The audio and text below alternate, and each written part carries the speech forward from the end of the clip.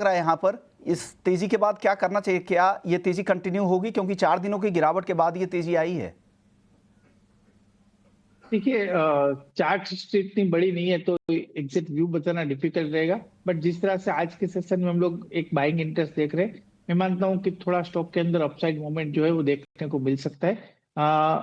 इसलिए यहाँ से अगर आपका मीडियम शॉर्ट टर्म व्यू है तो यहाँ से बाय करके चल सकते हैं। नीचे की तरफ स्टॉप लॉस जो है वो अराउंड 155 का लगाना है, और ऊपर मैं मानता हूँ कि 160 168 170 तक के अपसाइड लेवल देखने को मिल सकते हैं।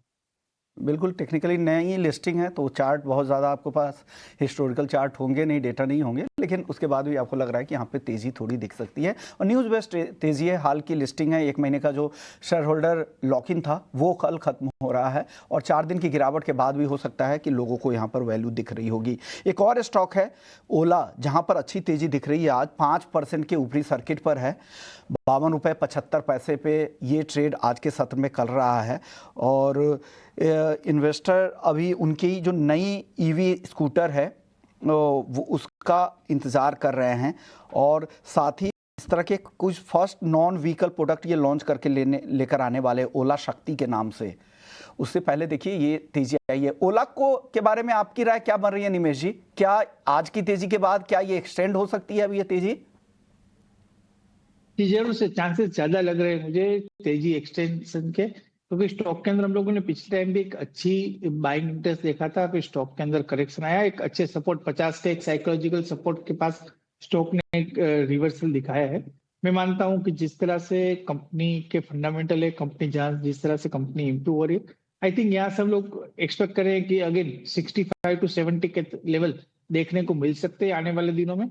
तो व्यू यहाँ से बुलिश है। अगर सर्किट ओपन होती है कल के सेशन में तो बाय करके चल सकते हैं। आफ्टर रिसेंट करेक्शन मुझे लग रहा है कि स्टॉक काफी अट्रैक्टिव लग रहा है, तो नीचे की तरफ 48 का एक स्टॉप लॉस लगा के बाय करना है, और ऊपर मैं मानता हूँ कि 65 तक के लेवल ओला इलेक्ट्रिक के अंदर आने वाले दिनों में देखने को मिल सकते हैं।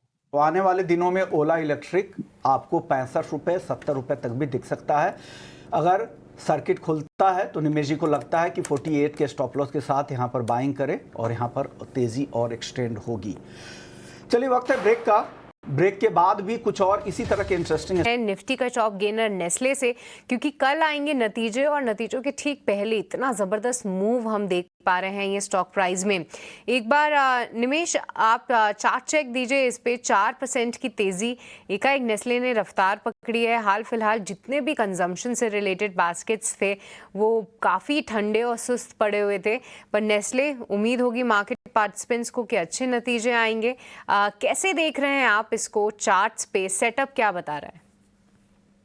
सेटअप साइडवे का है और नेस्ले के अंदर हम लोग देख रहे हैं कि बार बार स्टॉक 1240 के आसपास जाता है और वहां से स्टॉक के अंदर एक प्रॉफिट बुकिंग आ जाता है। हालांकि आज के सेशन की अगर बात करें तो डेफिनेटली पिछले 5 दिनों की तुलना में वॉल्यूम डेफिनेटली बढ़े हुए हैं। बट अगर आप एवरेज वॉल्यूम की बात करें तो पिछले 3-4 महीने के जो एवरेज वॉल्यूम है उसी के आसपास स्टॉक ट्रेड कर रहा है। तो यहाँ से ब्रेकआउट के चांसेस दिख रहे हैं, अभी ब्रेकआउट आया नहीं है। मैं मानता हूँ कि 1240 का लेवल काफी क्रुशियल रहेगा। अगर 1240 के ऊपर स्टॉक निकलता है तो डेफिनेटली एक अच्छा ब्रेकआउट कंसिडर होगा, साइडवे रेंज का ब्रेकआउट कंसिडर होगा, और स्टॉक के अंदर आने वाले दिनों में एक बड़ी मूवमेंट हम लोग एक्सपेक्ट कर सकेंगे। बट देखना होगा कि 1240 के ऊपर स्टॉक कैसे रिएक्ट करता है। तो फिलहाल ट्रेड सेटअप वाइज अगर देखें तो यहाँ से फ्रेश एंट्री लेना थोड़ा रिस्की हो जाएगा। स्टॉक का इधर आप 1180 के आसपास बाय कीजिए और 1240 का ब्रेकआउट आता है उसका वेट कीजिए। 1240 के ऊपर ये स्टॉक के अंदर हम लोग फ्रेश एंट्री ले सकते हैं ब्रेकआउट प्ले के लिए।